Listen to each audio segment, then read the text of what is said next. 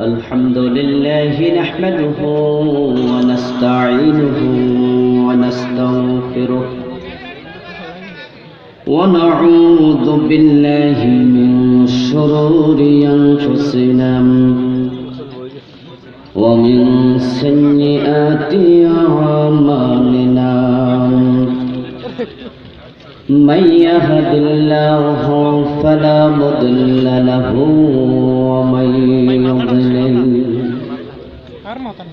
ومن يضلل فلن تجد له وليا مرشدا وأشهد أن لا إله إلا الله وأن محمدا عبده ورسوله أما بعد فقد قال الله تعالى في كلامه المجيد أعوذ بالله من الشيطان الرجيم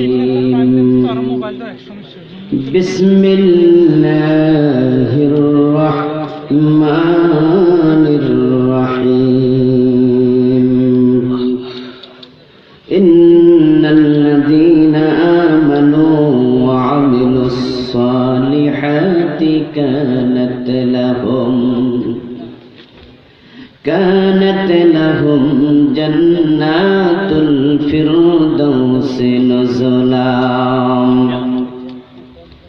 خالدين فيها لا يبغون عنها حولا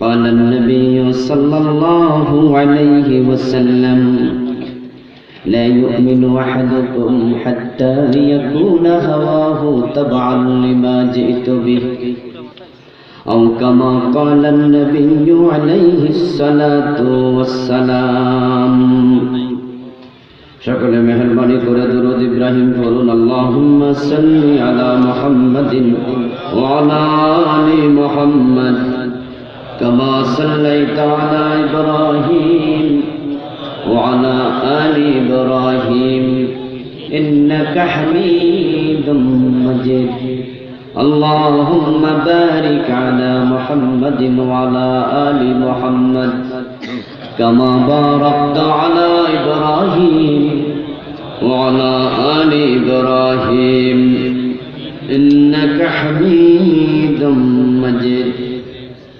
اللهم صل وسلم وبارك عليه আল্লাহ তাআলার পবিত্র জাতের লাখো কোটি শুকরিয়া জ্ঞাপন করছি যে মহান মনিব অত্যন্ত মেহেরবানি করে এই ভর দুপুর বেলায় দুনিয়ার হাজারো ব্যস্ততাকে পাশ কাটিয়ে কোরআনের আহ্বানে কোরআনের ময়দানে আমাদের সকলকে ছুটে আসার তৌফিক দিলেন।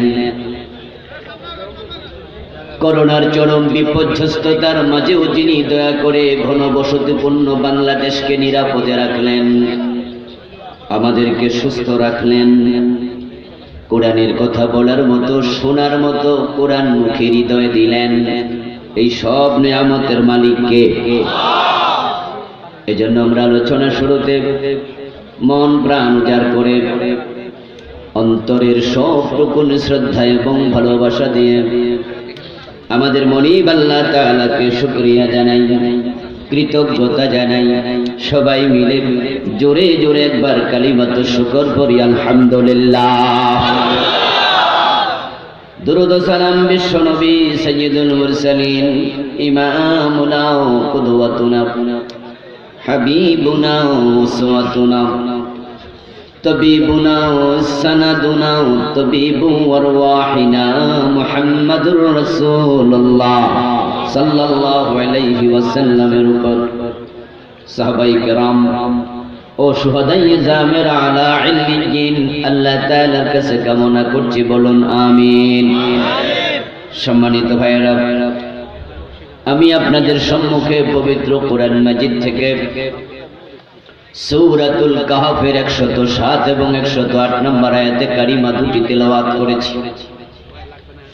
বিশ্বনবীর পবিত্র মুখ অনুসৃত একখানা ছোট্ট হাদিসে নববী পাঠ করেছি। আল্লাহ তাআলা তৌফিক দান করলে এখান থেকে কিছু কথা বলবো। ওয়া মা তৌফিকি ইল্লা বিল্লাহ।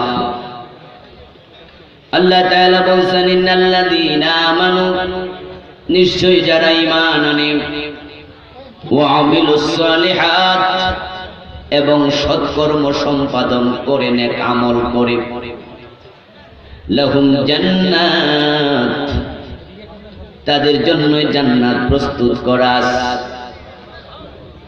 তাজরি মিন তাহতিহাল আনহার, যে জান্নাতের তলদেশ দিয়ে নহর প্রবাহিত। যালিকাল ফাউজুল কবীর, এটা হলো মহা সাফল্য।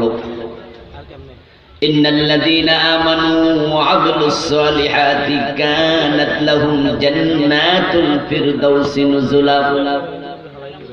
ঈমান এবং নেক আমল, এই দুই শর্ত পূর্ণ যারা করবে, আল্লাহ তাআলা ঘোষণা দিচ্ছেন তাদের মেহমানদারির জন্য, অভ্যর্থনার জন্য আল্লাহ জান্নাতুল ফিরদাউস প্রস্তুত করে রেখে দিয়েছেন। অতীতকালের শব্দ কানাত, কানাত লাহুম জান্নাতুল ফিরদাউসি নুজুলা। শর্ত পূরণ করবে ঈমান এবং নেক আমল করার মাধ্যমে তিনি জান্নাত বানাবেন তা নয়, বরং জান্নাত বানিয়ে রেখেছেন। এই দুটি শর্ত পূর্ণ করে যদি আপনি আজকে মারা যান, قال النبي صلى الله عليه وسلم من كان آخر كلامه لا إله إلا الله دخل الجنة من قال لا إله إلا الله ثم مات عليه دخل الجنة।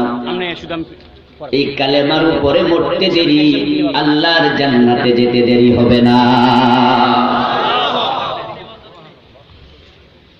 মুমিনের জীবনের লক্ষ্য হবে জান্নাত। কারণ আমরা মোহতারাম ডাক্তার সাহেব বলেছেন, ডেস্টিনেশন যেন ভুলে না যায়। আমাদের গন্তব্য ভুলে গেলে চলবে না। যারা বুজুয়া, যারা ভোগবাদী, যারা দুনিয়াওয়ালা, কাফের, মুশরিক, ইহুদি, খ্রিস্টান, নাসারা, হিন্দু, বৌদ্ধ, তাদের ডেস্টিনেশন হলো দুনিয়া। দুনিয়ায় তাদের জীবনের লক্ষ্য, ওই অভিষ্টে তারা আগাচ্ছে। আর একজন মুমিনের জীবনের লক্ষ্য হবে আল্লাহর জান্নাত। এটা ভোলা যাবে না। ওই জান্নাতের রাস্তায় আপনাকে থাকতেই হবে, কোনোভাবে ডান পাশ বাম পাশের রাস্তায় ঢোকা যাবে না। এই জন্যই তো আমরা প্রতিদিন নামাজে দাঁড়াইয়া কমপক্ষে 17 বার আল্লাহর কাছে আমরা হেদায়েতের দোয়া করছি, ইহদিনাস সিরাতাল মুস্তাকিম। যারা শুধু ফরজ নামাজ পড়ে তারাই 17 রাকাত করে। 5 ওয়াক্ত নামাজ ফরজই হলো 17 রাকাত। আর যারা সুন্নাহ পড়ে, বিতির পড়ে, তাদের রাকাত আরো বেড়ে যায়। নামাজের প্রতিটা রাকাতেই সূরা ফাতিহা আছে না নাই? আর সূরা ফাতিহা যে পড়বে, হেদায়েতের দোয়া তাকে করতেই হবে। ইহদিনাস সিরাতাল মুস্তাকিম। হে আমাদের রব, আমাদেরকে তুমি হেদায়েতের পথ দাও। সিরাতাল্লাযীনা আন'আমতা আলাইহিম, তাদের পথ আমাদেরকে দেখাও যাদের উপর তুমি নিয়ামত দিয়েছো। এই নিয়ামত মানে দুনিয়ার টাকা এবং ক্ষমতা নয়, নিয়ামত মানে হলো আল্লাহর জান্নাত। সুবহানাল্লাহ। নিয়ামত মানে যদি দুনিয়ার টাকা পয়সা হতো তাহলে কারুন সবচেয়ে বড় নিয়ামত ওয়ালা হতো, তার মতো ধনী পৃথিবীতে কেউ নেই। আল্লাহ তাআলা সূরাতুল কাসাসে বলছেন, ওয়া আতাইনাহু মিনাল কুনুজ, আমি কারুনের জন্য গুপ্ত ধনের ভান্ডারগুলো খুলে দিয়েছিলাম। তার জায়গা জমিন যে কি পরিমাণ ছিল কল্পনা করা যাবে না। আল্লাহ তাকে তার জায়গা জমিন ধন সম্পদ, তার মিল ইন্ডাস্ট্রি, তার চারণভূমি, ক্ষেত কামার শহর ধরিয়ে দিয়েছেন, তলিয়ে দিয়েছেন। মিশরের কায়রো থেকে কয়েকশো মাইল দূরে ফাইয়ুম নামক একটি জেলা আছে। ওই জেলাতে কারুনের ধ্বংসের জায়গাটা এখনো চিহ্নিত, তার নাম বুহাইরায়ে কারুন। বছর 3-4 আগে আমিও দেখতে গিয়েছিলাম।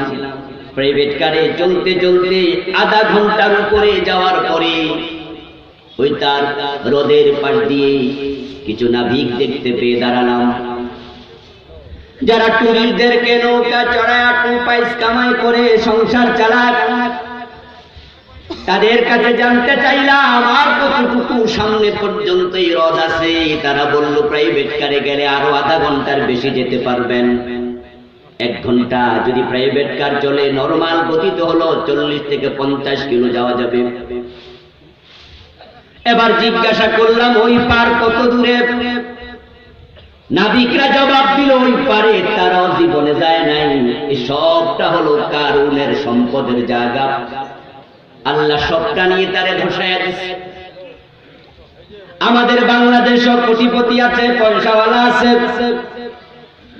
কিন্তু কার কতটুকু আছে? বাংলাদেশের সবচেয়ে ধনী মানুষ কন্ট্রাক্টর জহিরুল কাইয়ুম সাহেব, জহিরুল ইসলাম সাহেব, বাড়ি হলো কিশোরগঞ্জের বাজিরপুরে। আমি ওনার বাড়িতেও গিয়েছি। ঢাকা শহরে ধানমন্ডিতে যে বাড়িটা ওনার, ওই বাড়ির বাউন্ডারির চারপাশে অন্য মানুষের বাড়ি। বাউন্ডারি ওয়ালের ভিতরের জায়গাটুকু কন্ট্রাক্টর জহির সাহেবের, পাশের ওয়ালের পাশের বাড়িটা তার নয়, ধানমন্ডি পুরাটা তার নয়, ঢাকা শহর তার নয়। উনি কয় বিঘা জমিনের মালিক, কিন্তু দেশের সেরা ধনী। আর কারুনের জায়গাটা ঘন্টা ব্যাপী প্রাইভেট কারে যাওয়া যায়, তাহলে বুঝেন কত বড় ধনী ছিল।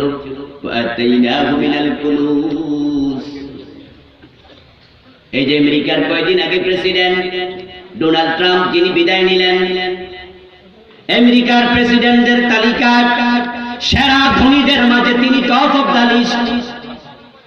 ডোনাল্ড ট্রাম্প শুধুমাত্র আমেরিকার প্রেসিডেন্ট নয়, সে আমেরিকার সেরা ধনীদের একজন।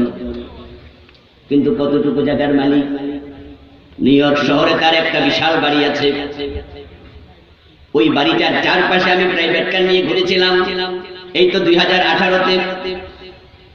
আমি শুধুমাত্র এগুলো যেন বলি তাই দেখতে চাই, দেখে দেখে বললে মানুষ ভালো বুঝবে। ওর বাড়িটার চারপাশে ঘুরতে আমার 2 থেকে 3 মিনিট সময় লেগেছে। পাশের বাড়িটি তার নয়, অথচ সেরা ধনীদের একজন। আর কারুনের বাড়িঘর 1 ঘন্টা ধরে ঘোরা লাগে, বুঝেন এবার কত ধনী। তাহলে পৃথিবীর টাকাওয়ালা যদি নেয়ামতওয়ালা হতো, কারুন হতো সবচেয়ে বড় নেয়ামতওয়ালা। এরপরে আমরা যারা ক্ষমতা পেয়েছি আমরা মনে করি আমরা নেয়ামত পেয়েছি, মোটেও নয়। যদি ক্ষমতার নাম নেয়ামত হতো তাহলে ফেরাউন নমরুদ হতো সবচেয়ে বড় নেয়ামতওয়ালা। আমরা বলি ইহদিনাস সিরাতাল মুস্তাকিম সিরাতাল্লাযীনা আন'আমতা আলাইহিম, তাদের পথ দেখাও যাদেরকে তুমি নেয়ামত দিয়েছো। তো ক্ষমতার নাম নেয়ামত হলে তো আমরা বলতাম ফেরাউনের পথ দাও। আমরা কি আল্লাহর কাছে ফেরাউনের পথ খুঁজি? তো ফেরাউনের হাতে তো ক্ষমতা ছিল না বন্ধু। আসলে নেয়ামতের নাম হলো জান্নাত। আমার জান্নাতওয়ালাদের পথ খুঁজে বেড়াই। মুমিনের জীবনের ডেস্টিনেশন হবে আল্লাহর জান্নাত। এই পৃথিবীতে নমরুদের মতো ক্ষমতাওয়ালা কেউ নাই। তাম পৃথিবীর প্রেসিডেন্ট ছিলেন 4 জন, যাদের ক্ষমতার রাজত্বের সীমানা ছিল প্রাচ্য থেকে পাশ্চাত্য, উত্তর থেকে দক্ষিণ। সূর্যের উদয় এবং অস্তাচল যেখানে তাদের ক্ষমতা ছিল সেখানে। 2 জন মুমিন, 2 জন কাফের। কাফেরের মাঝে 2 জন হলো বখতে নাসর, একজন নমরুদ আর একজন এমন ক্ষমতা পাইছি, পাওয়ার পরে নবী ইব্রাহিমের সাথে ঝগড়া শুরু করে দিয়েছে, কে খোদা তা নিয়ে। ইব্রাহিম বলে আমার রব আল্লাহ, নমরুদ কয় না আমি। নাউযুবিল্লাহ। আলাম তারা ইলাল্লাযী হাজ্জা ইব্রাহিম ফি রাব্বিহি আনা আতাহুল্লাহুল মুলক। আল্লাহ কোরআনে বলো, নবী রাজত্ব পাইয়া ইব্রাহিম নবীর সাথে রুবুবিয়ত নিয়ে ঝগড়া শুরু করে দিয়েছে একটা লোক। আপনি কি দেখেন না সেই লোকটার দিকে? ওই লোকের নাম ছিল নমরুদ। ক্ষমতা ছিল অনেক, তাম দুনিয়ার প্রেসিডেন্ট, কিন্তু আমরা তাকে সফল মনে করি না। আমরা জীবনের শেষ দিকে তাকালে দেখি জুতার বাড়ি খাইয়া মারা গেছে। সে সফল নয়, সে ব্যর্থ। ফেরাউন সফল নয়, ফেরাউন ব্যর্থ। পানিতে ছুবাই আল্লাহ মারছে, ঠিক কি না?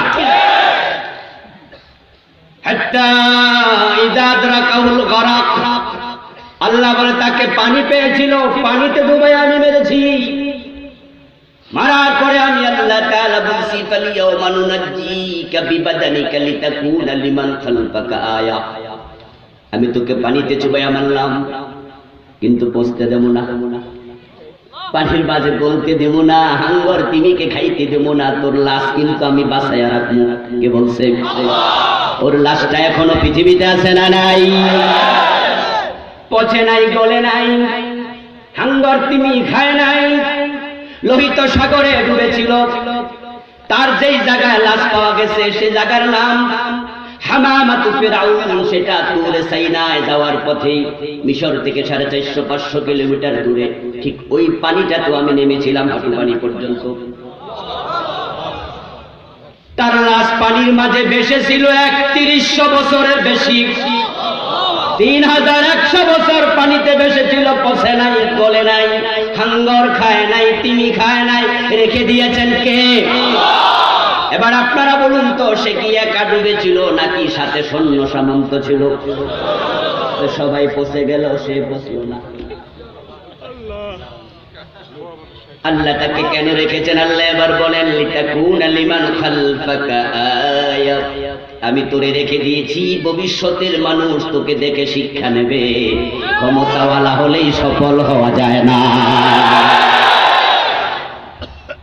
তো সিরাতাল্লাযীনা আন'আমতা আলাইহিম, তাদের পথ দেখাও যারা নিয়ামত পেয়েছে।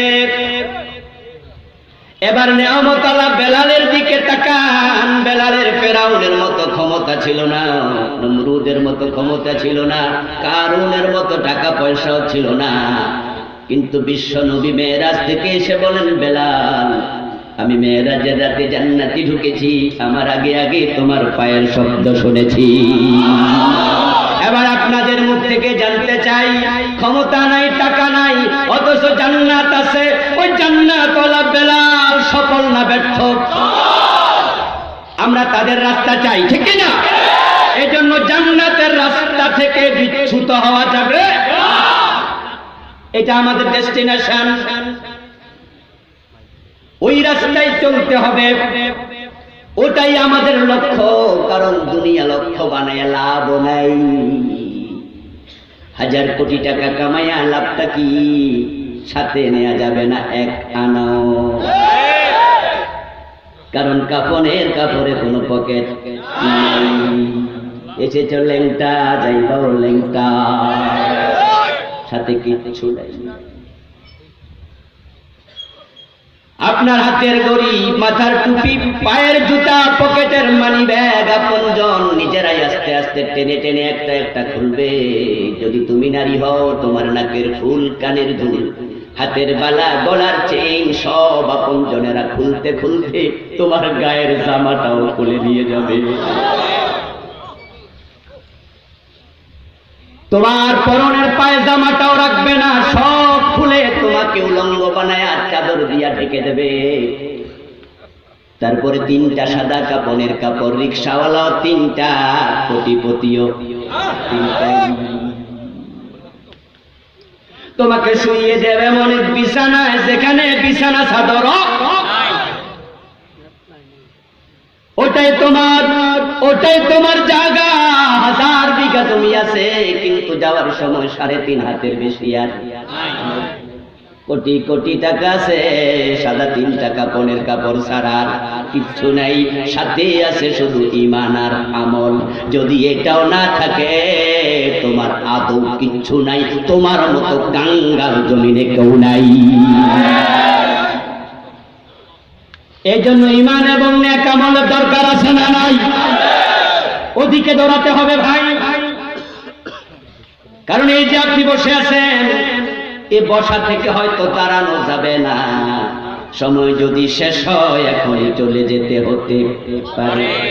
1 সেকেন্ডের নেই ভরসা, মরণ ঘাড়ের পরে, বিপুল সম্পদ করছো জড় বিলাসের তরে।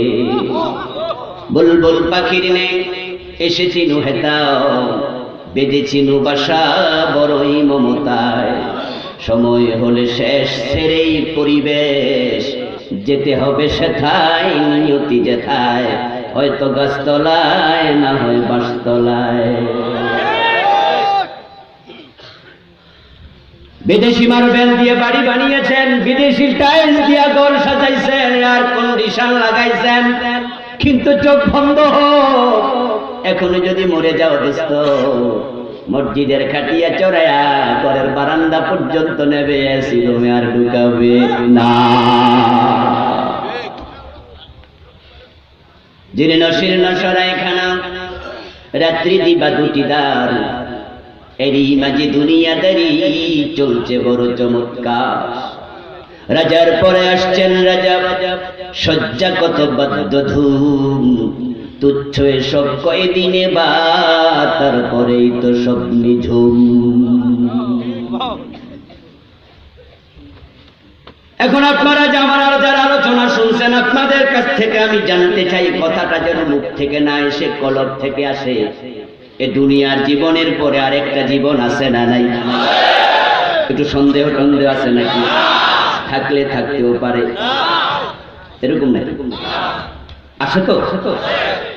আমরা সবাই বিশ্বাস করি আরেকটা জীবন আছে,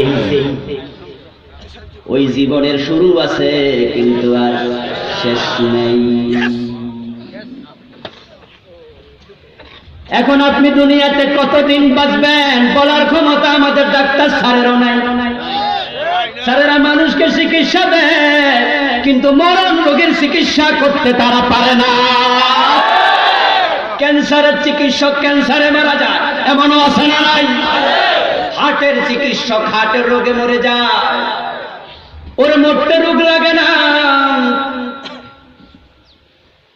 এখান থেকে চলে যেতে হবে সবাইকে, কেউ থাকতে পারবে না।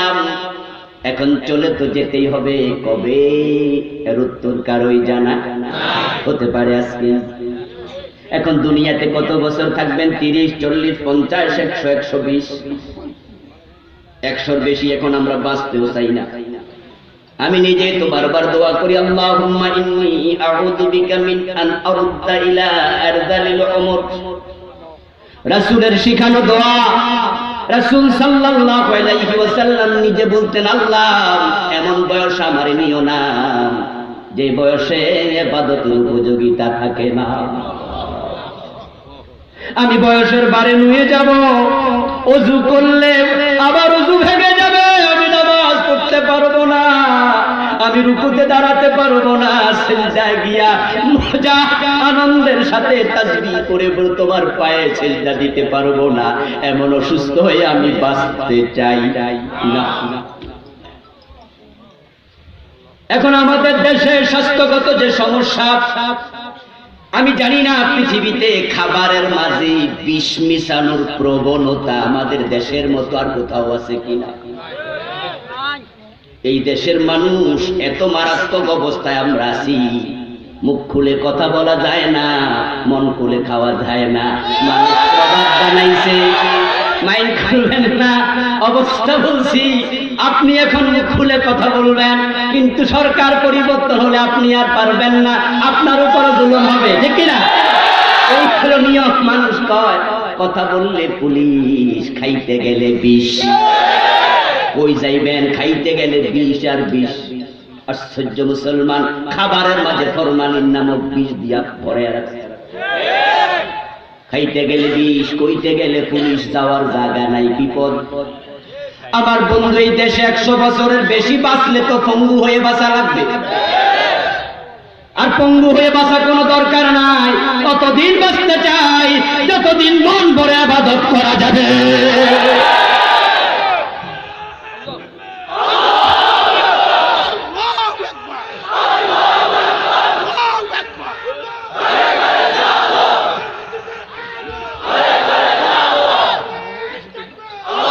আমার বন্ধু, এখন বাঁচবো কত বছর? 80 বছর, 70 বছর, 100 বছর। এর চেয়ে বেশি বাঁচতে চাইও না, কারণ মুসিবত আছে। এখন এবার বলছি, এ কথা কেন বললাম? ওই 70, 80, 100 বছরের জীবনের জন্য যদি 2 তলা বিল্ডিং বানাই, 3 তলা বানাই, টাইলস করি, মার্বেল পাথর দিয়ে এসি লাগাই, যেই জীবনের শুরু আছে আর শেষ নাই, ওই ঘরটা আরো ভালো করে সাজানো দরকার আছে না? না, ওই ঘরের মার্বেল টাইলসের নাম হলো ঈমান এবং নেক আমল। যাদের এটা নাই তাদের মতো হতভাগা দুনিয়ায় নাই। আল্লাহ পাক রব্বুল আলামিন সূরা আল কাহফের 107 নম্বর আয়াতে এটাই বলছেন, ইন্নাল্লাযীনা আমানু ওয়া আমিলুস সালিহাতি কানাত লাহুম জান্নাতুল ফিরদাউসি নুজুলা। ঈমান আনবা, নেক আমল করবা, আমি আল্লাহ তোমার জন্য জান্নাতুল ফিরদাউস বানাইছি। সুবহানাল্লাহ। খালিদিনা ফিহা, ওখানে প্রবেশ করলে তুমি থাকবে আবাদুল আবাদ, লা ইয়াবগুনা আনহা হিওয়ালা। ওখানে যে ঢুকবে সে কোনোদিন বের হতে চাইবে না। এই কথাটা খুব সিগনিফিকেন্স ওয়ালা, তাৎপর্যপূর্ণ। কারণ পৃথিবীতে যদি মানুষ স্বর্ণের প্রাসাদ বানায়, যেটা সম্ভব নয়, যদি বানাতো কেউ, এর ভিতরে যত আছে সব যদি স্বর্ণ রূপা দিয়া বানায়া সবচেয়ে সুন্দরী নারী বিয়ে করে ওই ঘরের ভিতরে ঢুকে, তাকে যদি বলা হয় এখান থেকে আর তোমার বাইরেতে দিব না, আমাদের ঢাকা কেন্দ্রীয় কারাগারের ভিতরে একটা দারুণ প্রাসাদ বানায়া সেখানে আপনার কৌশল, আপনারা যদি কয় যাবেন বাইরেতে পারবেন না, আপনি ঢাকা কেন্দ্রীয় কারাগারে ঢুকতে রাজি হইবেন নি? আপনি করবেন বাইরে পিনে ঘরে থাকবেন, ঠিক না? কেন্দ্রীয় কারাগারের ভিতরে আপনারা যতই আরামে রাখুন, আপনি রাজি হবেন না। কারণ মানুষ কখনো বদ্ধ করে থাকতে পছন্দ করে না। এই যে আমাদের মরহুম এরশাদ চাচা, যিনি মারা গেছেন, আল্লাহ ক্ষমা করুক, জান্নাত নসিব করুক। উনি জীবনের শেষ দিকে এসে আপনারা দেখেছেন, সকালে এক কথা বলে, বিকালে আরেকটা, সন্ধ্যায় আরেকটা।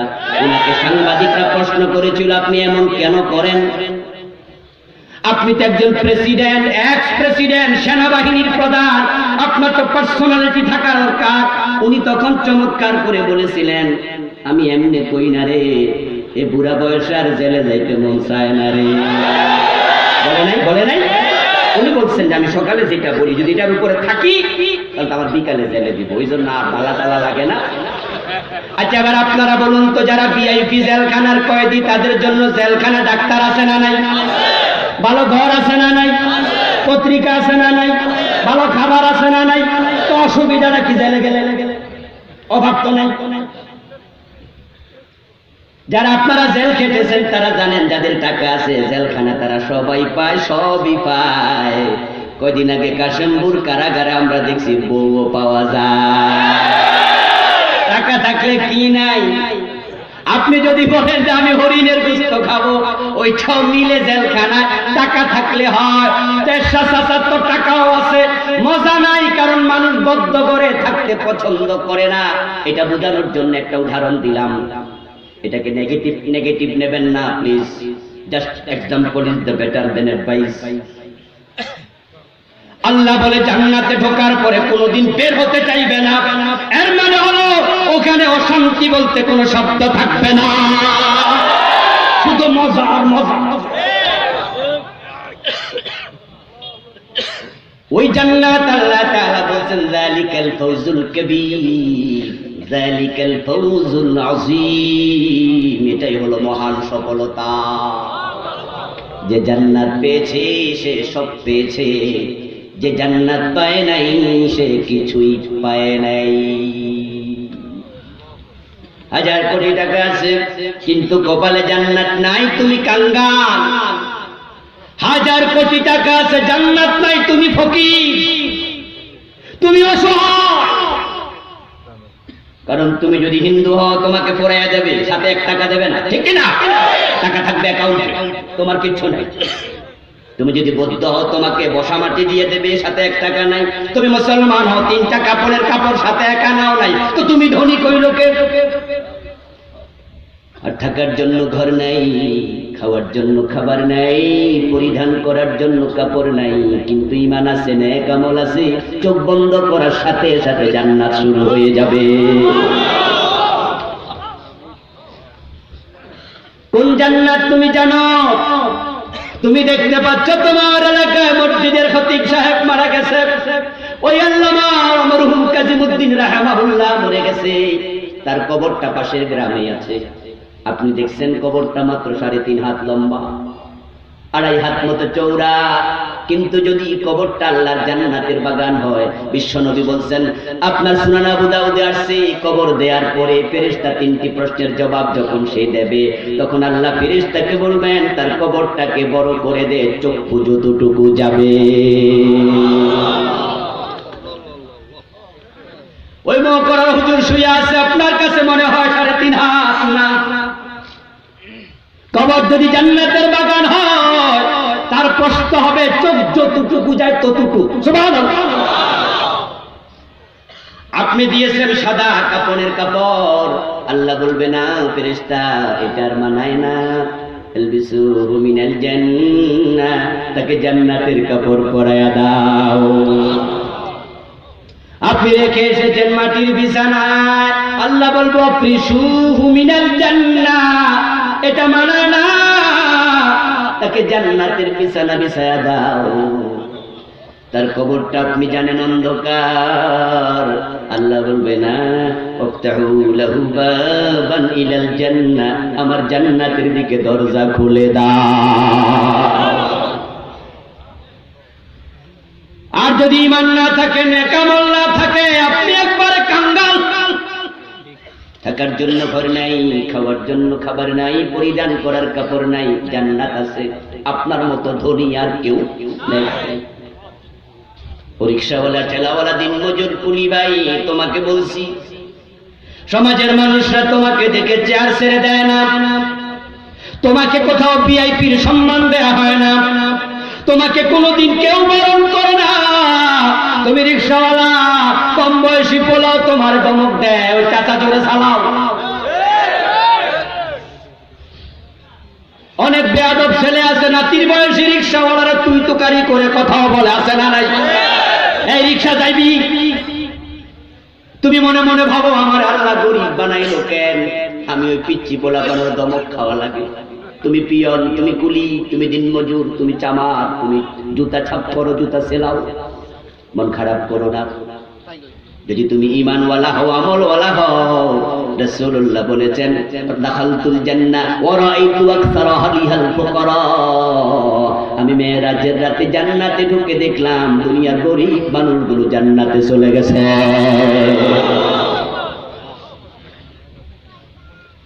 দুনিয়ার অধিকাংশ গরিবগুলো জান্নাতে দেখে এসেছি। ওয়াত্তালাতু ফিন্নার রাআইতু আকসারা আহলিহান নিসা, আমি জাহান্নামকে দিয়ে দেখেছি, আমি জাহান্নামের মাঝে অধিকাংশ মহিলাকে দেখেছি। মেয়েদের ব্যাপারে সাবধান, মেয়েদের ব্যাপারে সাবধান। গতকালকে বিশ্ব বেহায়া দিবস গেছে, এটা ভালোবাসা নাম দিয়া উদযাপন করেছে একদল লোক, মুসলমানের সন্তান বেপরদায় বেলাল্লাপনায় মেতে উঠেছিল, বেপরদা রাস্তায় নেমেছে, চুল দেখায়া, ঘাড় দেখায়া, পিঠ দেখায়া, বুক দেখায়া রাস্তায় হেলে দুলে চলছে। ওই নারীগুলো জান্নাতের গন্ধ পাবে না। কাসিয়াতুন আরিয়াতুন মাইলাতুন মুমিলাত লা ইয়াজিদনা রিহাল জান্নাহ। রাসূলুল্লাহ বলেছেন শেষ জামানায় এমন কিছু নারী আসবে যে নারীগুলো কাপড় পরেও উলঙ্গ থাকবে। এমন জামা বানাইছে, এমন শাড়ি পরছে, শাড়ি না মশারি, জামার হাতার এখান থেকে পর্যন্ত পুরানা মশারি এখন আছে কিনা, এমন শাড়ি পরিধান করে রাস্তায় চলে, পেটের পশম পর্যন্ত দেখা যায়, এমন ভাবে সেজে গুজে বের হয়, বুড়া বেটার চোখ যায়।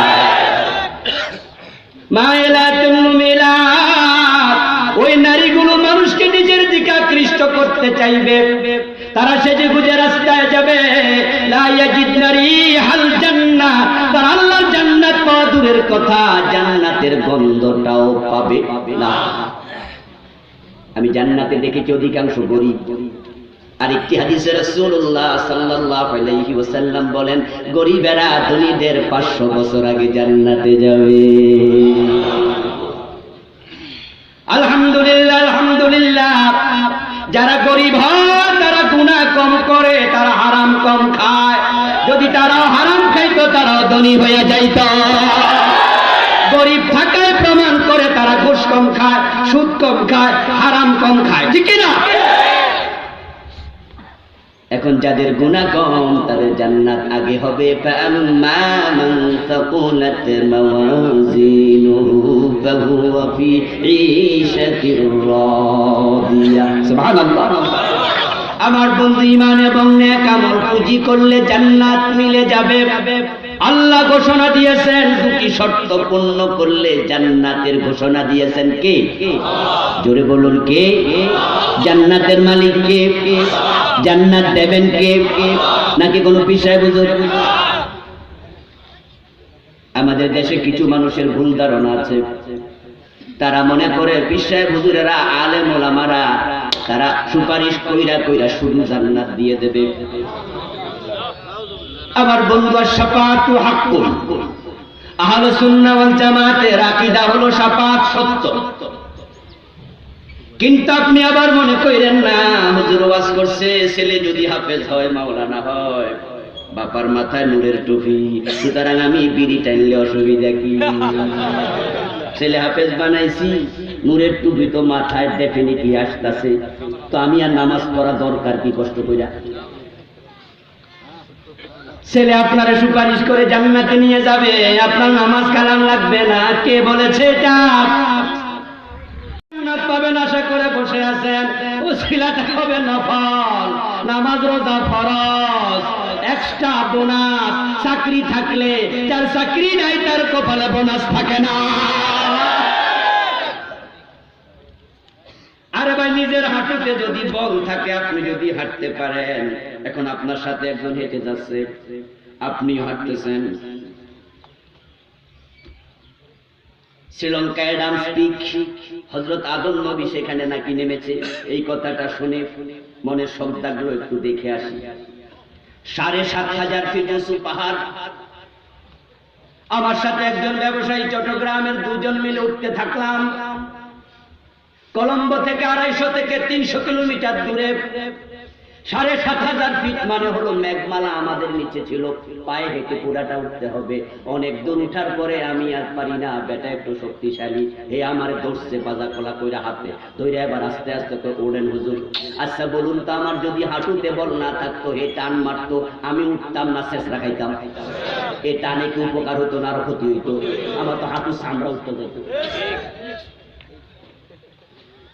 তাহলে আপনার সহযোগীর কাজ তখন লাগবে যখন নিজের হাঁটুতে বল থাকবে। আগে ফরজ করো, ছেলে হাফেজ হলে তখন মাথায় নূরের টুপি। তোমার ফরজ নাই, তোমার তো জান্নাতটাই নাই। হাঁটুতে বল নাই, টান মারলে চামড়া উঠতো। এখন কতজন ভরসা করে বসে আছে? আমাদের পীর সাহেব হুজুর আমার সাথে ওয়াদা দিছে, উনি আমার সারা বেহেশতে যাইতো না। এই জন্য কান্দে দোতরা নিয়া বাজায়, আছেন আমার মুক্তা, আছেন আমার ব্যারিস্টার, সেল বিচারের হাইকোর্টেতে তিনি আমায় করবেন পার। আমি পাপী, তিনি জামিনদার। টুনটুনা টুনটুন, কি মজা রে! উনি জামিনদারের আশায় বসে আছে। শাফাত সত্য। কিন্তু কোরআনে আল্লাহ তাআলা শাফাতের ব্যাপারে কি বলেছেন দেখুন, মান যাল্লাযী ইয়াশফাউ ইনদাহু ইল্লা বিইযনিহি, আল্লাহর অনুমতি ছাড়া শাফাত করার ক্ষমতা আছে কার? এর মানে ক্ষমতা নাই। এক নাম্বার।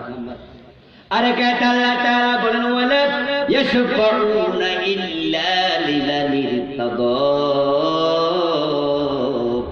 যারা সুপারিশ করবে, নবীগণ সুপারিশ করবেন, আলেমগণ সুপারিশ করবেন, শহীদগণ সুপারিশ করবেন, এটা হাদিস দিয়ে প্রমাণিত, কিন্তু তারা আল্লাহর অনুমতি ছাড়া সুপারিশ করবে না।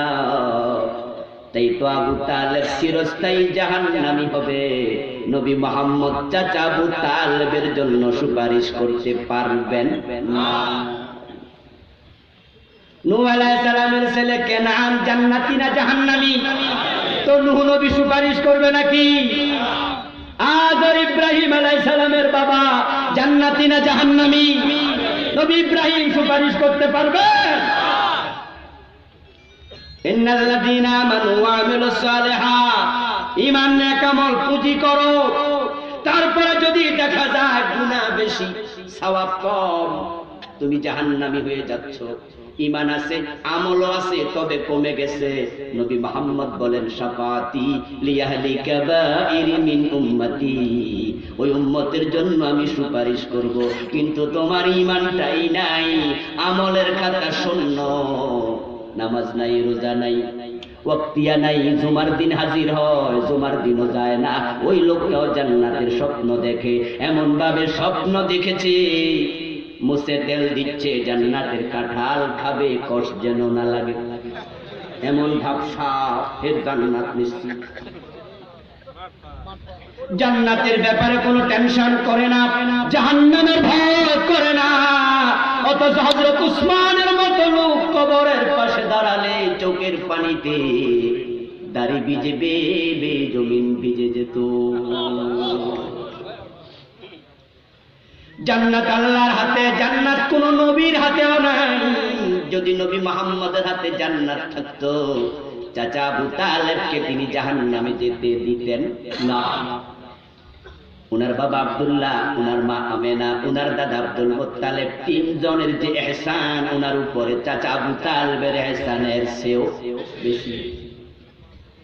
আব্দুল্লাহ জন্ম দিয়ে মরে গেছে, ছেলের যত্ন নিতে, কারণ জন্মের আগে তো মরে গেছে বাবা।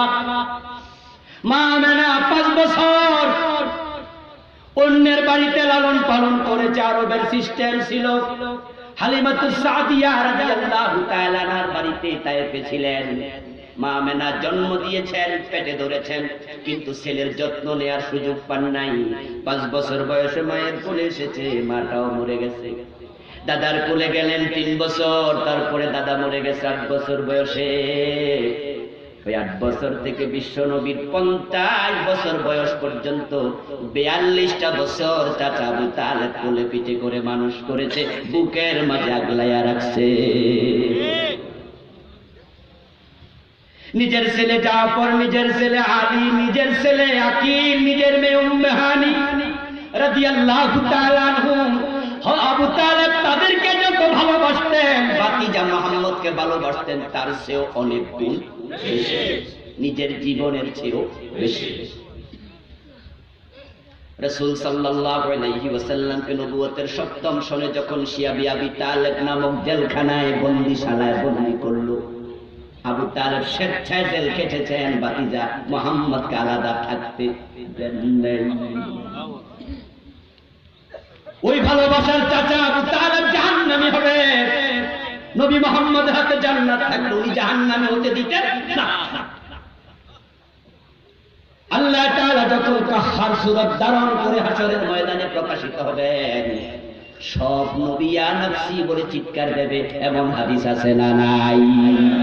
বিশ্ব নবী বলেন ওয়াখিরু লাহু সাজিদান, আল্লাহর সাথে সেদিন কথা বলার সাহস আমিও করব না, আমি সিজদায় পড়ে যাব।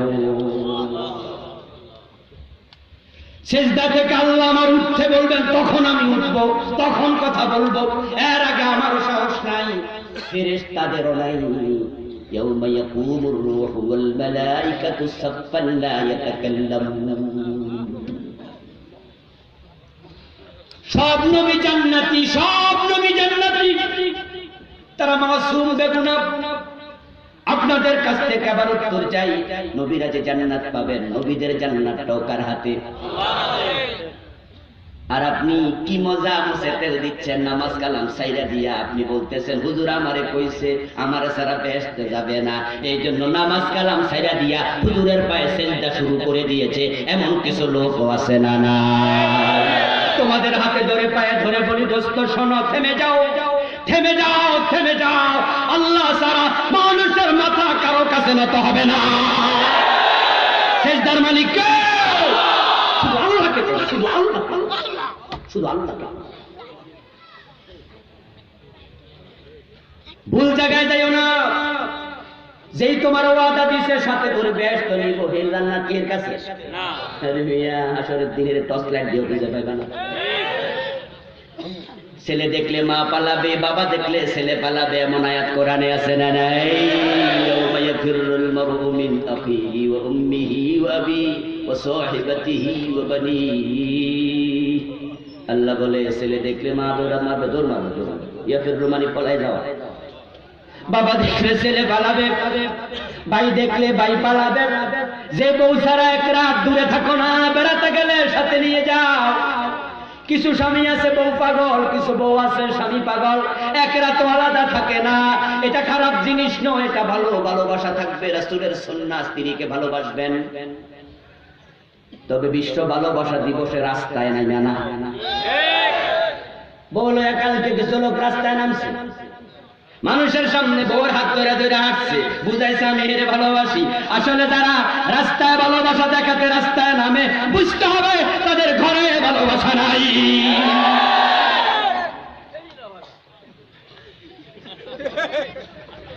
আর বউকে যদি কেউ রাস্তায় ভালোবাসে, আমরা বলবো হ্যাঁ দুই একজনের ঘরেও আছে, বাইরেও দেখাইতেছে, এমনও হতে পারে। সবাই তো আর একরকম নয়। কিন্তু শোনো বন্ধু, ভালোবাসার আদান প্রদান গোপনে হয় মানুষের রূপ।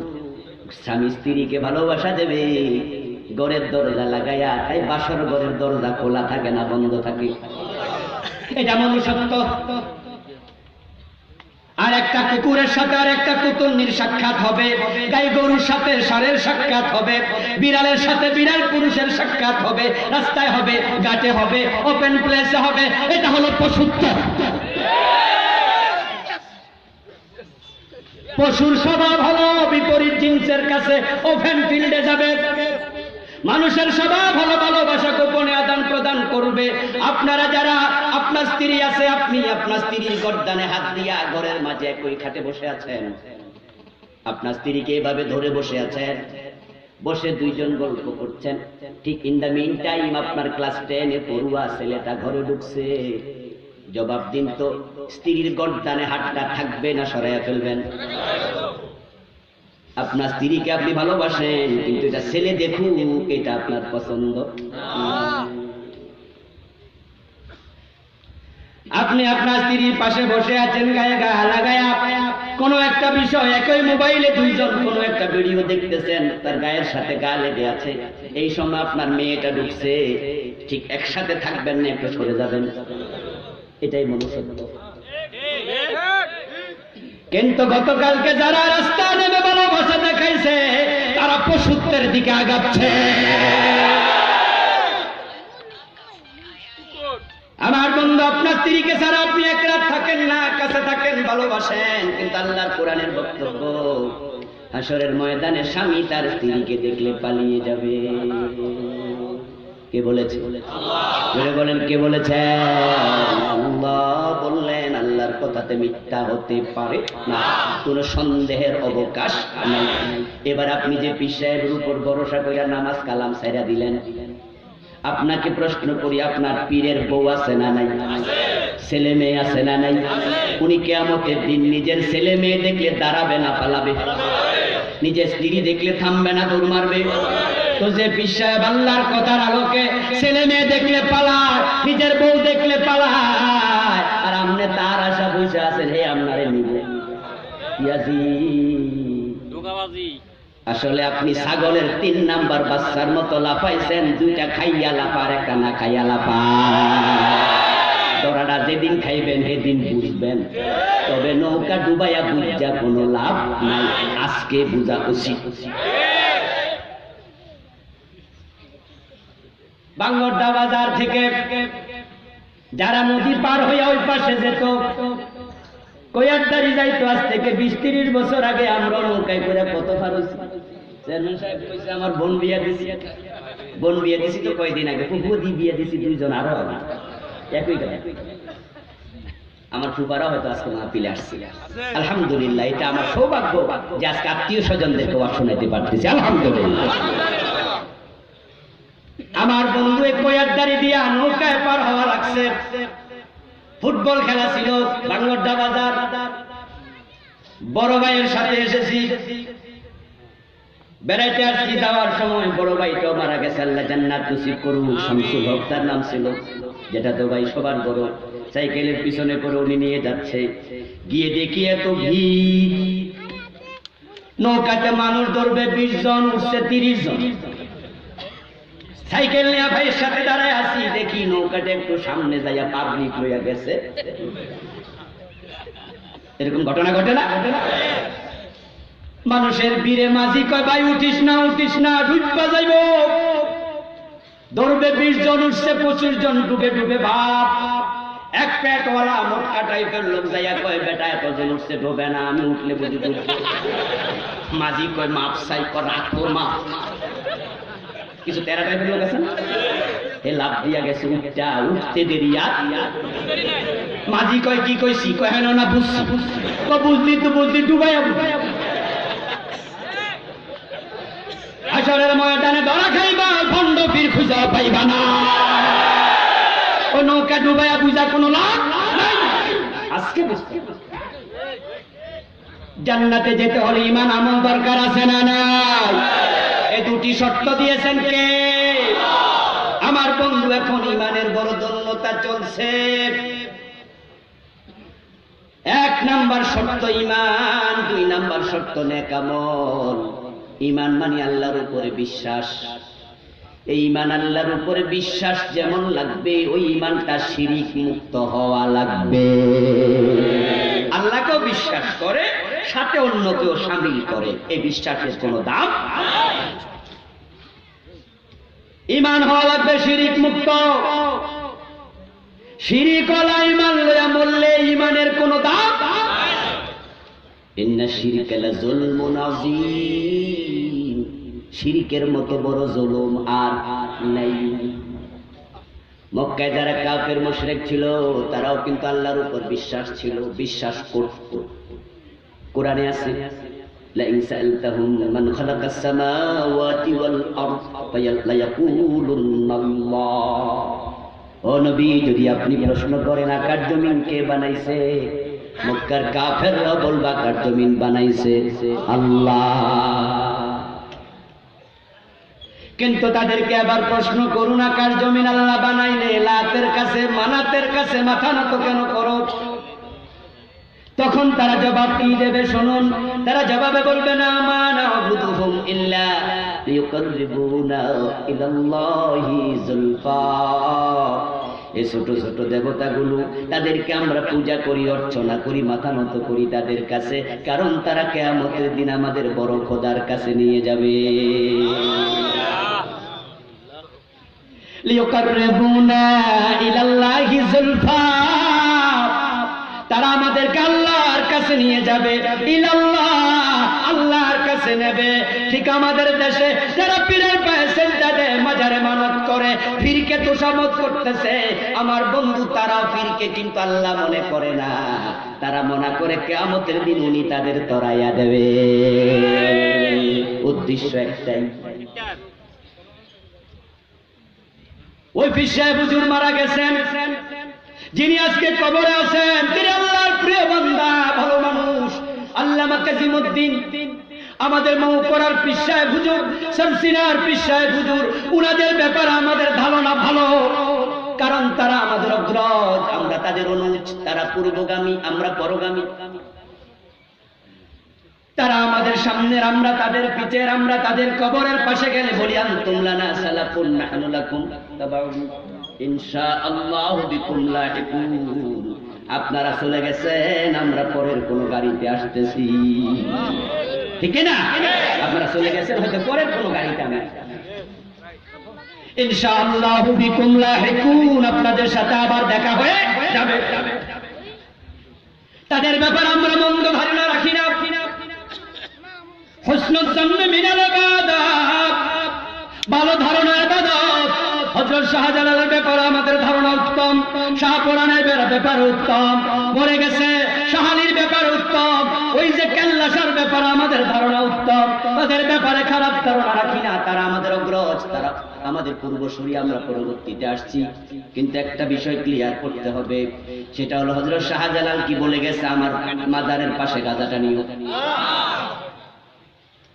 শাহপরান কি বলে গেছে, আমার কবরে সেজদা দিও। খাজা মাইনুদ্দিন চিশতি রাহিমাহুল্লাহ, উনার মতো আলেম এই দেশে কয়জন আছে? আরব থেকে ভারতে এসেছেন, শিরকের বিরুদ্ধে জিহাদ করেছেন, হাজার হাজার কাফের তার হাতে মুসলমান হয়েছে। উনি কি বলছেন আমার কাছে ছেলে মেয়ে চাইব? পীর সাহেব হুজুর মরে গেছেন, তার ব্যাপারে আমাদের ধারণা ভালো। এবার আপনারা জবাব দেন, তিনি ভালো মানুষ হলে তার কবরটা কি অন্ধকার না আলোকিত? কিছু করে বলছি না আমি, তার কবরের সাথে জান্নাতের দরজা খোলা আছে না নাই? আওয়াজ দিয়ে বলুন, কবরটা অন্ধকার না আলোকিত? আলোকিত কবর হলে মোমবাতি কেন দাও? কথা বুঝেন? কনসেপ্ট ক্লিয়ার করে বাড়ি যাবেন, তার কবর আলোকিত। আপনার বিশ্বাস, আমার বিশ্বাস, উনি জান্নাতের বিছানা, উনি সজাগ না ঘুমায় আছে। কথা বলেন। হাদিস হলো, জান্নাতের পোশাক পরাইয়া, জান্নাতের বিছানা দিয়া, জান্নাতের দিকে দরজা খুলে দিয়ে দুজন ফেরেশতা মুনকার নকির যাওয়ার সময় বলবে, নামকা নাউমিল আরুস, বাসর ঘরে জুলা যেমন ঘুমায়, তুমিও জান্নাতের বিছানায় ঘুমায়া যাও। এক ঘুমে কিয়ামত হবে। ইসরাফিলের প্রথম ফুৎকার টের পাবে না, দ্বিতীয় সিংহার ফুৎকার টের পাবে না।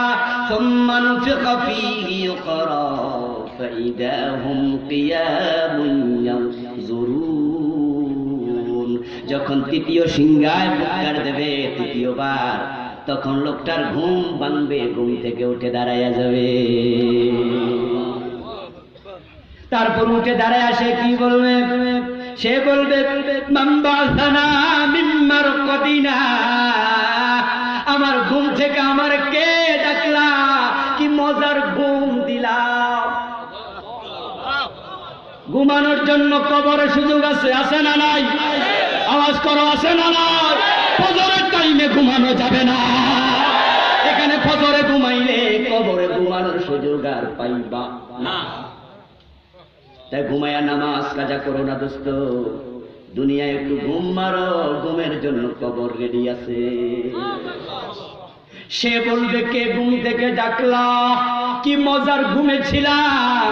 ফেরেশতারা দৌড় মেরে এসে বলবে, হাদা মা ওয়াদার রহমান ওয়া সাদাকাল মুরসালুন। আল্লাহর বান্দা, কবরে ঘুমাবো কেন? তোমার রহমান আল্লাহ ওয়াদা করেছে তোমার জান্নাত দেবে, নবীরা বলেছে জান্নাত পাইবা। আজকে ওয়াদার বাস্তবায়ন হবে। ওঠো ওঠো, চলো চলো জান্নাতের দিকে।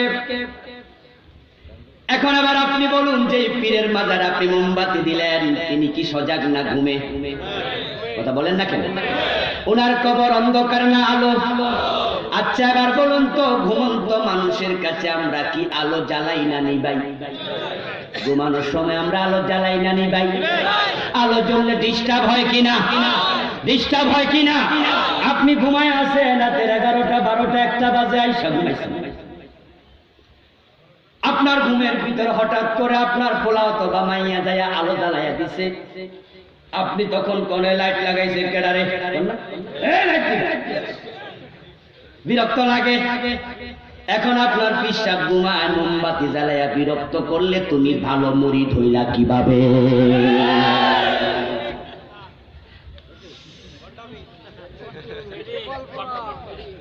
পারছেন? মোমবাতি দরকার কোথায়? যেখানে অন্ধকার সেখানে, ঠিক কিনা? এবার কি করে? টাকা দেয়, টাকা হুজুর নেন। আমাদের গোলাপ শাহ রাহেমাহুল্লাহ দোয়া করি আল্লাহ তার কবরকে জান্নাত বানাক, বলেন আমিন। তার ব্যাপারে আমার কোনো অভিযোগ নাই, তাকে আমি চিনিও না।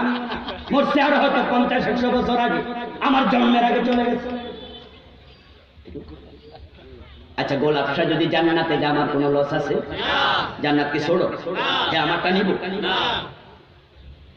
আমি দোয়া করি আল্লাহ জান্নাত দেখ। উনার আমল যদি ভালো না হয় আমার দোয়া আল্লাহ কবুল করবে না। নবী মুহাম্মদ সাল্লাল্লাহু আলাইহি ওয়াসাল্লাম আব্দুল্লাহ ইবনে উবাই জানাজার নামাজ পড়ায় দোয়া করতে, আল্লাহ কয় দোয়া নিলাম না।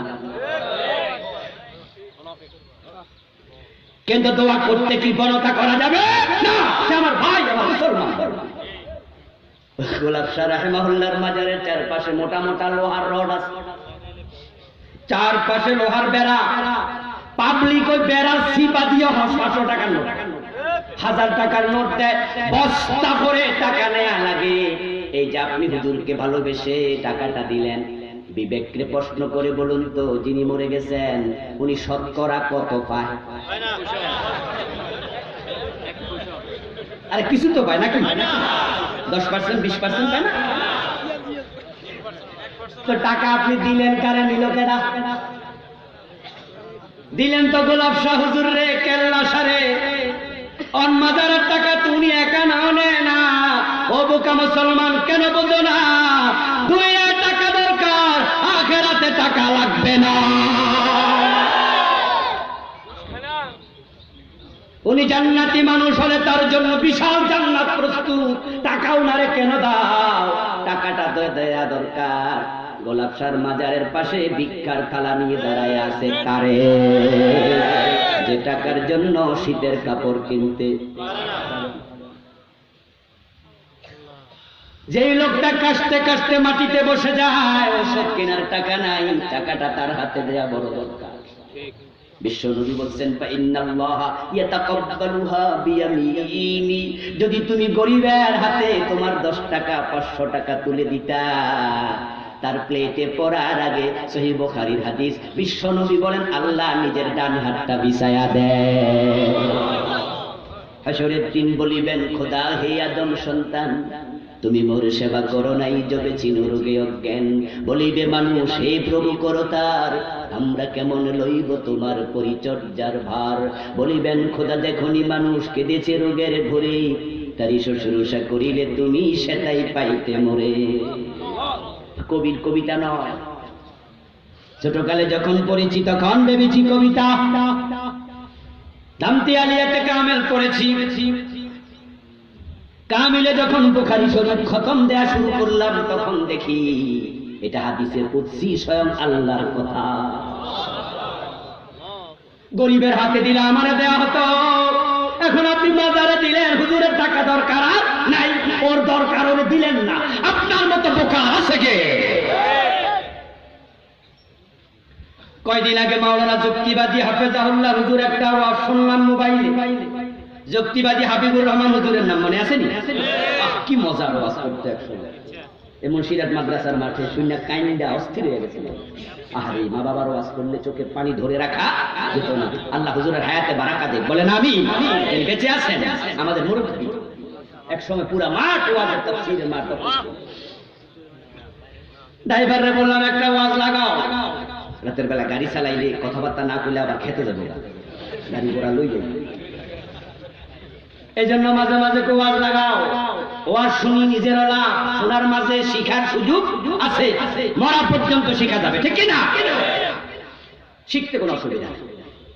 দেখি হুজুরের ওয়াজ লাগাইছে, হুজুর মজা করে করে বলতেছে, রাস্তার পাশ দিয়ে যাচ্ছি 2500, দেখি রাস্তার পাশে বসে এক বেটা মাজারের টাকা তুলতেছে, দিয়া যান দিয়া যান দিয়া যান। আমি ড্রাইভারে বললাম, একবার মাইকের পাশে নিয়ে গাড়িটা লাগা। ড্রাইভার নিয়ে তার মাইকের টেবিলের পাশে নিয়ে লাগাইছে, যে এনে বইয়া দিয়া যান। পাশে যাই আমি গ্লাসটা একটু নামাইলাম, নামাইয়া তার সাথে সুরে সুর মিলাইয়া বললাম, কি দিতাম কি দিতাম। সে আমার দেখা কয় হুজুর আমনে দিলেও নিতাম না। আমি কইলাম আমার টাকা কি হারাম? কয় না হুজুর হারাম নয়। কয় নীতি না কেন? কয় হুজুর নিয়ে লাভ কি, সব তো আমরা খাইয়া লাই। হুজুর কয় তুই কত খাস? কয় 40। বাকি 60 কই যায়? কয় হুজুর কইলে তো চাকরি থাকতো না, নেতারা খায়, এলাকায় নেতা আছে। কয় ওরা নিয়ে যা, 60 রানে আমি নেই, অথচ পাবলিক দিছে কারে? হুজুরের মাজারে হুজুর একা নাও পাইল না। সাবধান বন্ধু মুসলমান, সাবধান, ইমান এবং নেক আমল বড় দরকার। এখন মানুষ ঘাটে ঘাটে পথে পথে শিরিক করে ইমান হারাচ্ছে। এখন শিরিক কি তা নিয়ে আলোচনা করার সময় আজকে নেই। এ বিষয়ে আমার লিখে একটি বই আছে, আমি 29টা লিখেছি। 29টা। ছেলে হয় না, মেয়ে হয় না, 10 বছর আল্লাহর কাছে চায়, 10 বছর পরে ভারতে চলে যায়, কেউ ফিরে না খালি হাতে, খাজারে তোর দরবারে। বাইজিদ বুস্তামির কাছে চলে যাও, বাবা আমার ছেলে দাও, মেয়ে দাও, এটার নামে শিরিক। ছেলে মেয়ে দেওয়ার মালিক কে? সেটার মালিকানা শুধু আল্লাহ, যে সিফাত শুধু আল্লাহ, যে কুদরত শুধু আল্লাহ, যে জাত শুধু আল্লাহ, ওটার সাথে অন্যকে শামিল করার নামে হলো শিরক। এটা করলেই তোমার ঈমান থাকবে না। যে শিরিক নিয়ে মরবে তার জন্য জান্নাত হারাম হয়ে যায়। মাইনুদ্দিন চিশতি রাহমাতুল্লাহি আলাইহি, উনি বড় আল্লাহর প্রিয় বান্দা ছিলেন, বড় আলেম ছিলেন। উনি মরে গেছে, তুমি কি দেখো না আমাদের মৌকরার পীর সাহেব কয়েকদিন আগে মারা গেছে, ঠিক না? 10-12 বছর হয়েছে, আরো কম মানে। আমি হুজুরের কাছে অনেকবার গিয়েছি, ছাত্র জীবন মৌকরার কয়েকবার মাহফিলে এসেছি। আমি ধামতি আলিয়া ছাত্র, পীর সাহেব হুজুর আমাদের প্রিন্সিপাল ছিলেন। আমি পীর সাহেব হুজুরদের শ্রদ্ধা করি, কারণ আছে। এই দেশে কোন নবী এসেছে এমন কোন রিপোর্ট আমার কাছে নাই, তারিখে পাই নাই, ইতিহাসের কিতাবে নাই। তবে 2-3 জন সাহাবী এসেছেন, এমন কাহিনী এসেছে।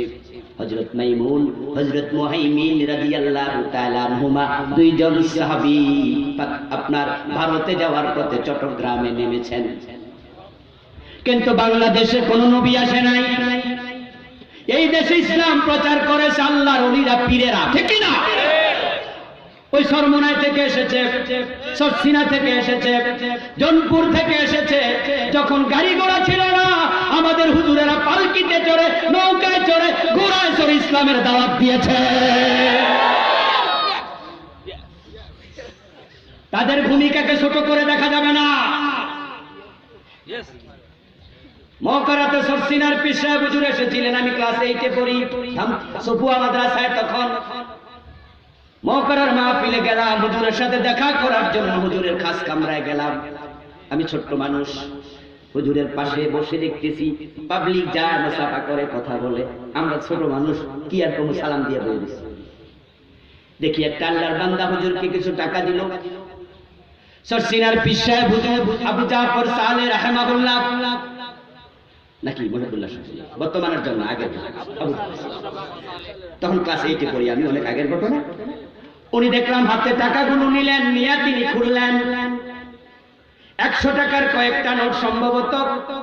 উনি টাকাগুলো খুলে দেখে সুন্দর করে আবার লইয়া ওই লোকটার হাত ধরে তার হাতের মুঠের ভিতরে গুজে দিয়ে একটা হাতে এইভাবে ধরে আরেকটা হাত তার মুখের মাঝে এইভাবে লাগাইলেন। লাগাই এইভাবে ধরে বলে, বাজান তুমি দাড়ি রাখো নাই, তাই তোমার টাকাটা আমার ভালো লাগে না নিতে, তুমি দাড়িটা রাইখে আইসো, তোমার হাদিয়াটা আমি নেব। দ্বীনের জন্য কত মহব্বত, কত সুন্দর করে উপদেশ দিছে তারা। এই দেশে দুর্গাপুর, কৃষ্ণপুরের অভাব নাই। আমার নিজের গ্রামের নামও কি দুর্গাপুর। আমার দুর্গাপুরে এখন একজন হিন্দুও নাই। কৃষ্ণপুরও হিন্দু নাই। আমাদের শুভপুর ইউনিয়নে কৃষ্ণপুর আছে, হিন্দু নাই। লক্ষ্মীপুর আছে, হিন্দু নাই। এই হিন্দু গুলারে নিল কেডা, বাতাসে সরাইয়া দেয় নাই। হযরত শাহজালাল, শাহপরান, খানজাহান আলী, জনপুর, চরসিনা ওই পীরেরা দাওয়াত দিয়েছে, হাজার হাজার হিন্দু মুসলমান হয়ে গেছে।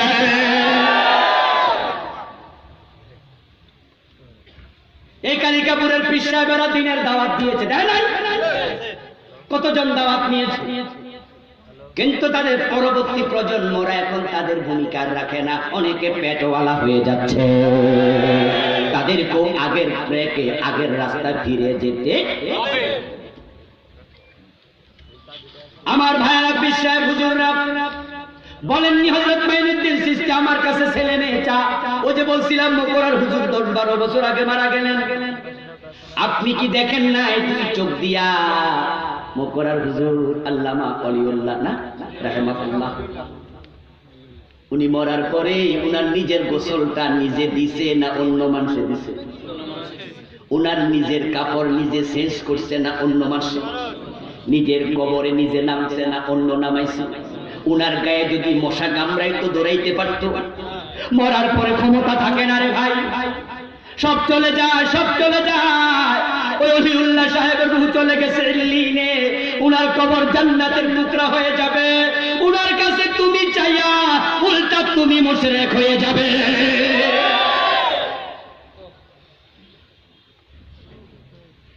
কিন্তু অবুঝ মুসলমান গেল ভারতে, হযরত মাইনুদ্দিন চিশতি রাহমাতুল্লাহ আলাইহির মাজারে যায়া কয়, বাবা আমার একটা ছেলে দাও। উনি তোমার বাংলা কথা বোঝেনি, ওনার বাড়ি তো আরব দেশে। আচ্ছা, উনি জীবিত থাকলে বাংলা বুঝতো? আমাদের মক্কা শরীফের বড় ইমাম সাহেব যদি বাংলাদেশে আসে, আব্দুর রহমান আসসাদাই হাফেজাহুল্লাহ, আমি আবুল কালাম আজাদ, একটা ফুলের তোড়া লইয়া এয়ারপোর্টে যাইয়া আমি যদি কই বালা আছেন না, বুঝবনি।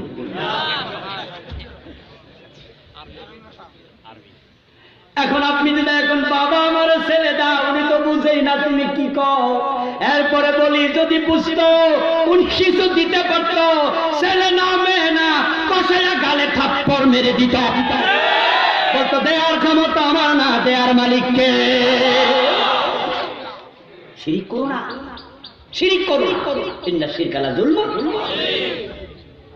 শিরিক মুক্ত ঈমান নিয়ে মরতে চাই, রাজি আছেন? 29টা লেখছি, যারা বইটা নেন নাই নেবেন, আজকে স্টেজে পাবেন ইনশাআল্লাহ। একটাও করা যাবে না। এবার নেক আমল লাগবে, কিন্তু নেক আমল যদি বেদাত যুক্ত হয়, ওই নেক আমলও কবুল হবে না। এখন আমাদের দেশে বেদাত আছে না নাই? আমরা নামাজ পড়ি সত্য, নামাজের ভিতর বেদাত ঢুকাই দিচ্ছি। বেদাত ঢুকাইছি আজানের মাঝে। অনেক মসজিদে দেখা যায় দুরূদ শরীফ দিয়ে আজান শুরু হয়, আছে কিনা? আজানের আগে আসসালাতু ওয়াসসালামু আলাইকা ইয়া রাসূলুল্লাহ আজিবতু। সাহাবায়ে কেরাম আজান শুরু করছে আল্লাহু আকবার দিয়া, তুমি চালাইলা দুরূদ শরীফ দিয়া। পাইলাটা কি? রাসূলের ইসলাম কমানো যাবে না, বাড়ানো যাবে না। বাড়াইলে বেদাত হয়ে যাবে, ঠিক কি না? জোহরের নামাজের ফরজ কয় রাকাত? আওয়াজ করে বলেন কয় রাকাত? 2 রাকাতের পর তাহিয়াতু আছে না নাই? যদি কেউ কয় দুরূদ শরীফ পড়ব, নামাজ হবে না। ওলামা হানাফির ফতোয়া, যদি আত্তাহিয়াতুর পরে কেউ দুরূদ শরীফ পড়ে, তাকে সাউ সিজদা দিতে হবে। তো দুরূদ তো ভালো জিনিস, সাউ সিজদা লাগবে কেন? কারণ একটাই উত্তর, একটাই, এখানে নবী মুহাম্মদ দুরূদ পড়েন নাই, সাহাবারাও পড়েন নাই। রাসূল যেখানে যা করেছেন তা করতে হবে, যেখানে যা করেন নাই তা করা যাবে না। নামাজের মাঝে দাঁড়ায়া আমরা নিওয়াজ্জাহাতু পড়ে নামাজ শুরু করছি। এই দেশের আমার মনে হয় 90%-এরও বেশি, আমি নিজেও তা পড়েছি। কিন্তু হাদিসের কিতাবগুলো যখন পড়লাম, তখন দেখতে পেলাম নবী মুহাম্মদ সাল্লাল্লাহু আলাইহি ওয়াসাল্লাম কখনোই নিওয়াজ্জাহাতু পড়ে নামাজ শুরু করেন নাই। তিনি হাদিসে বলেছেন, আমি এই বইটা লিখেছি নামাজের উপর মুদাল্লাল রেফারেন্স দিয়ে দিয়ে। এগুলো জাতিকে বলতে হবে, আলেম ওলামাদেরকে হক কথা লুকানো যাবে না, লুকাইলে আল্লাহ কিয়ামতের দিন ছাড়বে না। আল্লাহর হাবিবের সুস্পষ্ট বক্তব্য, তাহরিমুহাত তাসলিম, তাহরিমুহাত তাকবীর। ওয়া তাহলিলুহা তাসলিম। নামাজ শুরু হবে আল্লাহু আকবার দিয়ে, নামাজ শেষ হবে সালাম ফিরানোর মাধ্যমে। রাসূলুল্লাহ সাল্লাল্লাহু আলাইহি ওয়াসাল্লাম ইন্নী ওয়াজ্জাহতু মাঝে মাঝে পড়েছেন, আবু দাউদে এসেছে, তিরমিজিতে এসেছে, ইন্নী ওয়াজ্জাহতু রাসূল পড়েছেন মাঝে মাঝে, তবে তাকবীরে তাহরিমা দেয়া পড়ে। আমরা তো বাংলাদেশি পাবলিক, সব কামে আমরা ফার্স্ট। তাই দেখা যায় মাইয়া বিয়া দেয়ার 2 মাস পরে বাবা টাকা জমায় মাইয়ার সিজার লাগবো বলে। মাইয়া হইব, ফোলা মাইয়া হইব, মাইয়া টাকা জমায় আবার বাচ্চা বেড়ে আসার আগে কত আস্তাগফিরুল্লাহ। বিয়ের আগে সিজারের চিন্তা রাখে এমন মা এই দেশে বেড়ে গেছে।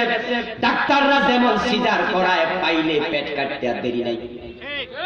হ্যাঁ বাবারে বাবা, হাসপাতাল খুইলা চুরি টুরি লইয়া দাঁত কাট দিয়া যাইব আর 100 জন মহিলা গেলে 100 জন মহিলা গেলে 95 জনের পেট কাটতে দে।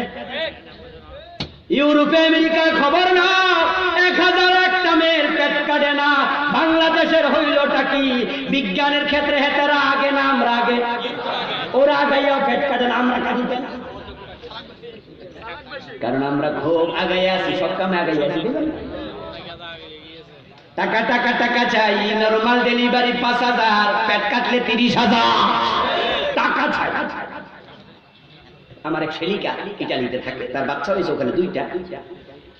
তা আমি বললাম কি নরমালে হয় না সিজার টিজার হয়? আমার ওয়াইফের বললাম খবর নেও, হাসপাতালে ভর্তি আছে, কি অবস্থা? আমাকে জানানো হলো, আমার শেলিকা জানাইছে সিজারের সিস্টেমই নেই। আজ থেকে 20 বছর আগে সিজার কি বাংলাদেশে ছিল? আমরা যারা আছি আমরা সিজারের কয়জন আছি?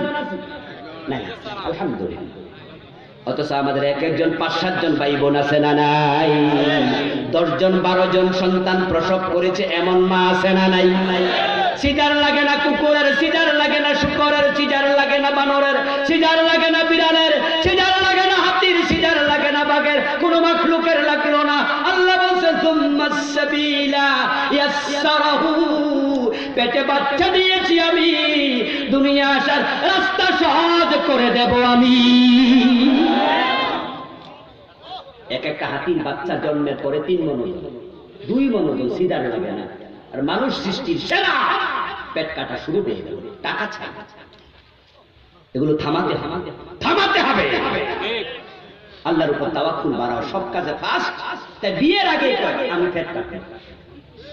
মেয়েদেরকে বোঝানো হয়েছে প্রসবের যন্ত্রণা বড় কঠিন, সিজারের যন্ত্রণা 5 দিন 7 দিন 10 দিন, এটা আস্তে করে সেরে যাবে। প্রসবের বেদনা সইতে পারবি না, তাই মেয়েরা আগে ফাস্ট হয়ে আছে পেট কাটু। আমি বলি মা, তুমি যদি প্রসবের বেদনা সহ্য না করো, তোমার বাচ্চা বড় হইয়া তোমার কলিজার বেদনা বুঝবে না।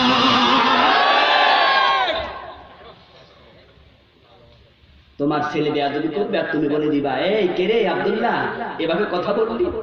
তোর জন্মের সময় আমি মরতে লাগছিলাম রে, তোর জন্মের সময় মরতে লাগছিলাম। তো দাদিরই জিগা এক শব্দে ছেলে কুপকাল বেয়াদবি জীবন। আরে আমার মা মরে যেতে লাগছিল, কই আমার লাগে এই মায়ের সাথে বেয়াদবি। কিন্তু দাদা সিজারে আইছে, এরা করতে পারবে? বলা ব্যাংকা মা বুঝি কোন কষ্ট হয়েছে। শুধুমাত্র সিজারি করে না, নাম ওরা কিছু জানেন নাকি? নাম এক হুজুরের ওয়াজ শুনলাম, জিজ্ঞাসা এই ফোলা কি নাম রে? কই সিজার। হুজুর কই এটা কি নাম রাখি?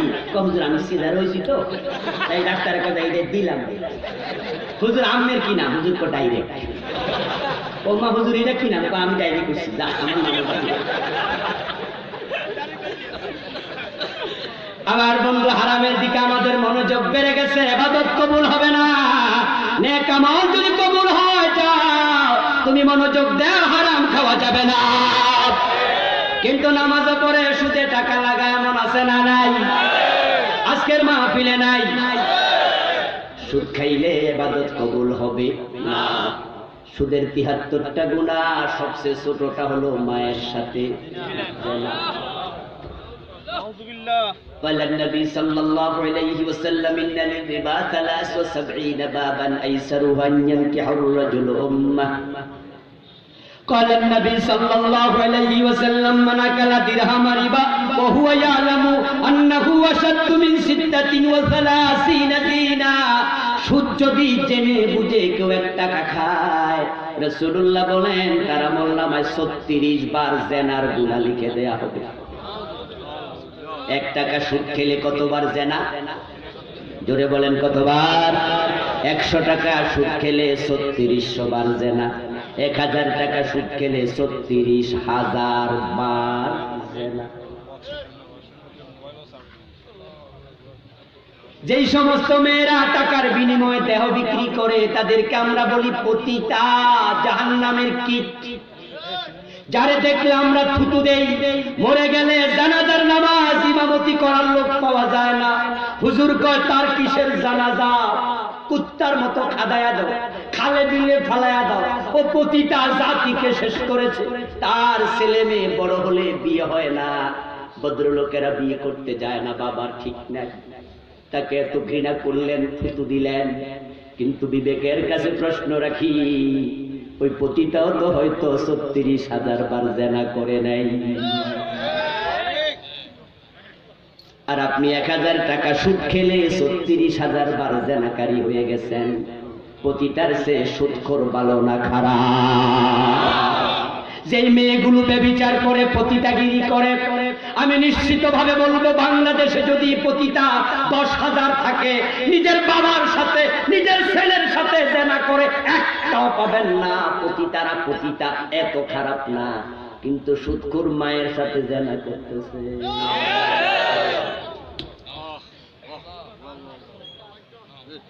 আবার আপনি নামাজে প্রথম কাতারে খাড়াইয়া আল্লাহরে সিজদা দিয়া মনে মনে কোন বেহেশত তুমি আমারে না দিয়া দিবা।